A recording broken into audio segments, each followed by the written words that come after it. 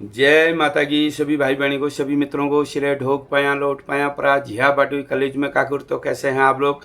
स्वस्थ होंगे, मस्त होंगे, अपनी देवी देवताओं की भक्ति में होंगे और अपने पितरों की सेवा में होंगे। तो मैं अपने उत्तराखंड के देवी देवताओं के बारे में ही बताता हूँ। तो अब लग गया है सावन का महीना। तो पहले तो आपको सावन के महीने की बहुत बहुत बधाइयाँ हो। और सावन के सोमवार आपके लिए रिद्धि लाए, सिद्धि लाए, सुख लाए, संतोष लाए। आपके घर हमेशा हरा भरा रहे, भिदेर भरी बहार हरी। तो सावन के महीने में महादेव जी की भक्ति होती है। तो सावन के महीने में हर सोमवार को महादेव जी के मंदिर जाना चाहिए, महादेव जी को जल चढ़ाना चाहिए और दूध का अभिषेक कराइए, उसमें तिल डाल के। तो बड़ा फलदायी होता है और फल मिलता है। तो जैसे महादेव जी को विषैली चीज़ें चढ़ती हैं, वो क्यों चढ़ती हैं, और महादेव जी को पानी चढ़ाया जाता है, दूध चढ़ाया जाता है, और महादेव जी को जितनी विषैली चीज़ है या नशीली चीज़ है ये क्यों चढ़ाई जाती है, तो इसके बारे में मैं आपको बता रहा हूँ। एक छोटी सी कथा है, तो उस कथा के माध्यम से आपको कुछ जानकारी मिलेगी। तो जब समुद्र मंथन हुआ, ब्रह्मा जी ने कहा कि समुद्र में जो है सारे रत्न जो हैं समुद्र के अंदर है।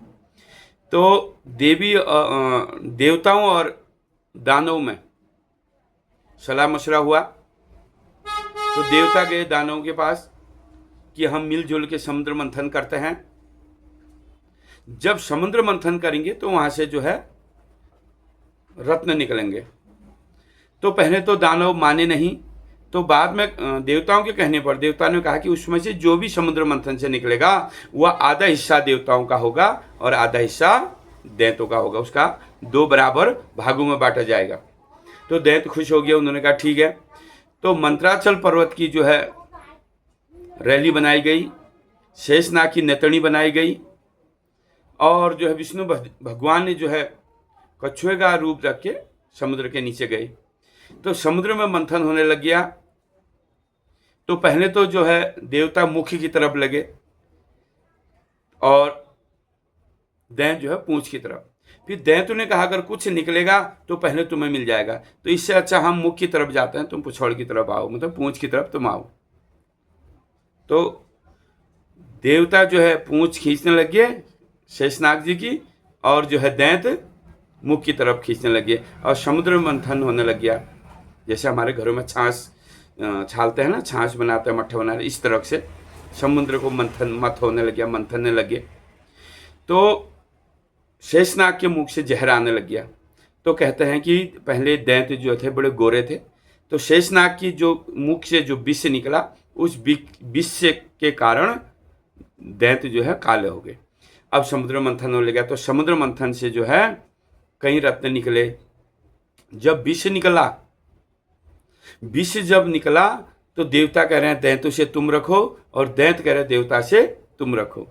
तो समुद्र मंथन से विष भी निकला है, अमृत भी निकला है, माँ लक्ष्मी निकली है, और 14 रत्न समुद्र से, ऐरावत हाथी, शामकरण की घोड़ी, कामधेनु गाय माता इत्यादि 14 रत्न निकले। तो 14 रत्न जब निकले तो अब जो है विष जब समुद्र से निकला, अग्नि ज्वाला आ रही है, विष की उबाल आ रहा है, विष के घड़े से। विष है, हलाहल विष कहते हैं। तो कौन उस विष को पिएगा, कौन उस विष को रखेगा? कोई रखने को तैयार नहीं है। तब जो है सभी देवी देवता महादेव जी के पास जाते हैं, तब महादेव जी उस विष को पी लेते हैं। भोलेनाथ हैं, थोड़े में ही मान जाते हैं। तो उन्होंने विष पकड़ा और पी लिया। अब वो विष जो है महादेव जी के कहाँ अटक गया? कंठ में। इसलिए उनका कंठ नीला पड़ गया, इसलिए उनका नाम नीलकंठ पड़ा है। तो न वो विष बाहर आए न नीचे जाए, और महादेव जी ने अपने कंठ में विष को धारण कर लिया है। अब महादेव जी का शरीर जो है तपने लग गया है, पूरा शरीर नीला हो गया है। उनके शरीर से जो है अग्नि ज्वाला, मतलब गर्म होने लग गया है। उनकी आंखों से ज्वालाएं छूटने लगी है, अग्नि जैसा तेज, और उनका शरीर पूरा तप गया। तो सभी देवी देवताओं ने कहा अब महादेव जी को अमृत तो जो है वो विष तो उन्होंने पी लिया है। अब महादेव जी जो है तप रहे हैं, हलाहल विष, उबलता हुआ विष, खौलता हुआ विष, जिसे धुआं तक आ रहा है, ऐसे विष को महादेव जी ने धारण कर लिया है। उनका शरीर नीला हो गया है और उन्होंने अपना उनका कंठ में जो है विष है। तो महादेव जी को तब से ही जो है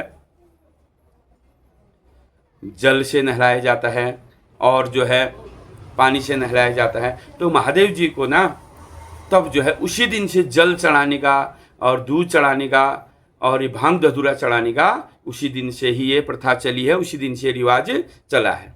तो महादेव जी को जो है 108 लोटे से 108 बर्तन से जल चढ़ाना शुभ माना गया, फलदायी माना गया है।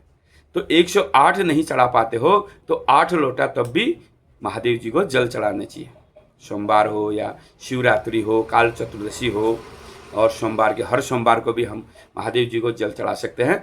तो वह जल चढ़ाया गया महादेव को शांत करने के लिए, महादेव का जो विश्व को शांत करने के लिए। तो सभी देवी देवताओं ने, सभी भक्तों ने महादेव जी को जल चढ़ाया गया, दूध चढ़ाया गया। तो कहते हैं ना, विश्व को विष ही काटता है। तो भांग मंगाई गई, धतूरा मंगाया गया और भांग, धतूरा, बेलपत्र मंगाए गए, अफीम मंगाया गया। तो जितनी विषैली चीज़ें हैं, कड़ुए चीज़ें हैं, विष के माफिक जो है, नशीली चीज़ जिसे नशा होता है, वो चीज़ें जो है महादेव को चढ़ाई गई।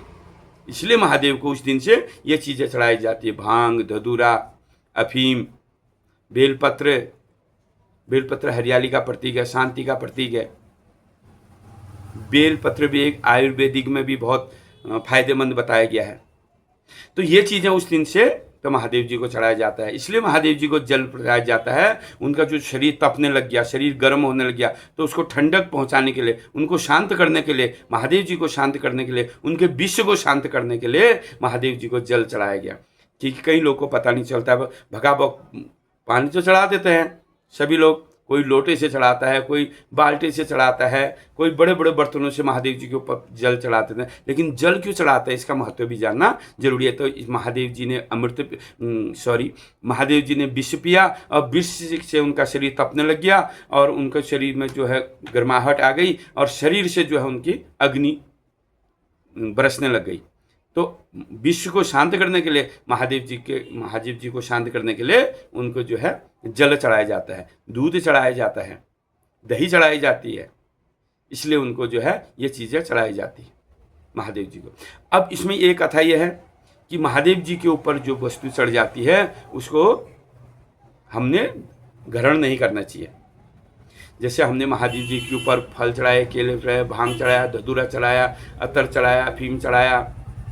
उनमें अतर भी चढ़ती है ना महादेव जी को, आपने देखा होगा। हम अपने घर में पार्थिव पूजा करते हैं या कहीं शिवालय में शिवार्चन करते हैं तो कितनी चीज़ें चढ़ती है, आपने देखा होगा। एक पार्थिव पूजा का किट आता है, उस किट में कितनी चीज़ें होती हैं, उतनी चीज़ों का तो हमें पता भी नहीं है। पारा चढ़ता है,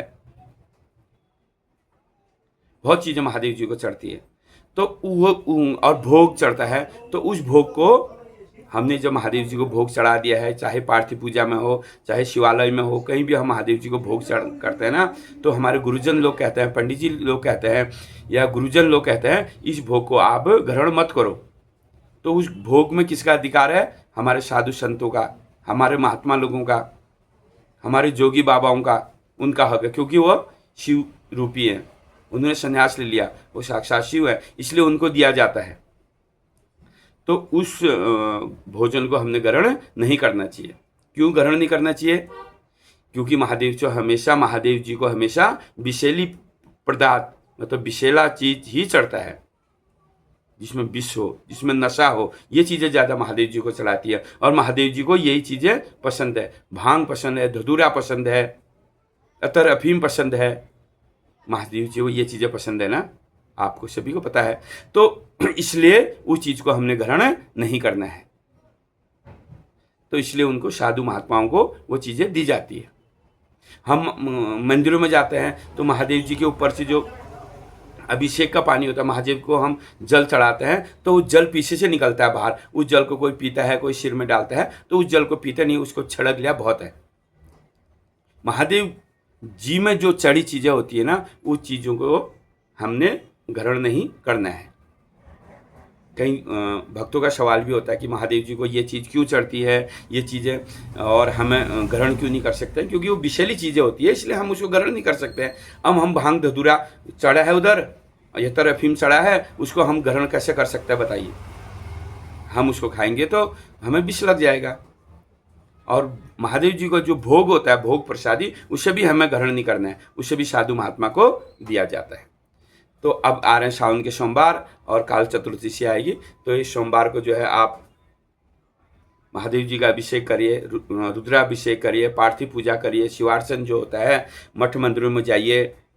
पार्थिव पूजा अपने घर में करना बड़ा शुभ होता है, और अपने घर में अगर पार्थिव पूजा हम करेंगे, अगर हम शिव पूजा अपने घर में कर रहे हैं तो सभी देवते देवताओं की पूजा हम कर रहे हैं। नवग्रह उससे शांत होते हैं, ग्रह की शांति के लिए भी है, और घर में सुख संतोष के लिए भी होता है, पुत्र प्राप्ति के लिए भी पार्थिव पूजा होती है, लक्ष्मी प्राप्ति के लिए भी पार्थिव पूजा होती है, घर में शांति के लिए, सुख संतोष रिद्धि सिद्धि के लिए भी पार्थिव पूजा होती है।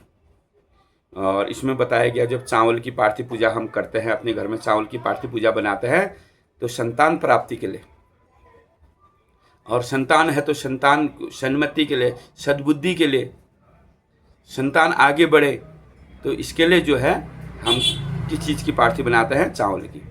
और यश प्राप्ति के लिए, और जो है अपने लक्ष्मी की प्राप्ति के लिए, वैभव की प्राप्ति के लिए, यश वैभव की प्राप्ति के लिए हम मिट्टी की पार्थिव पूजा बनाते हैं, सुख संतोष के लिए। मक्खन की पार्थिव पूजा बनती है, नमक की पार्थिव पूजा बनती है, अन्य कई चीज़ों से पार्थिव पूजा बनती है। तो पार्थिव पूजा हमें जरूर करना चाहिए, घर में नहीं करें, मंदिरों में जाके जरूर करना चाहिए। हमारे बागनाथ जी नज़दीक में है, बागेश्वर, जैसे जागेश्वर जागनाथ जी हैं, मृत्युंजय महाराज जी हैं, हमारे 12 ज्योतिर्लिंग हैं, उनके दर्शन हमें करने चाहिए सावन में। तो सावन का महीना शिव का महीना है। तो ये पहला भाग है। दूसरे भाग में मैं बताऊंगा आपको कि सावन के महीने में कौन कौन पूजाएं होती हैं, कौन कौन नहीं होता है, होनी है, या सावन के महीने में हम गंगा स्नान कर सकते हैं, या गंगा में स्नान करना सही है या गलत है। तो मैं ये चीज़ें दूसरे भाग में डालूंगा सावन में, फिर दूसरा भाग बनाऊंगा। तो मैंने आज आपको बताया कि शिव जी को क्या क्या चढ़ती है और क्यों चढ़ती है, और वो भोग हमें ग्रहण करना चाहिए या नहीं करने। अगर मेरा चैनल आपको अच्छा लगा तो मेरा चैनल जरूर सब्सक्राइब करिए, लाइक करिए, कमेंट करिए। जय माता की जय, उत्तराखंड, जय देवभूमि।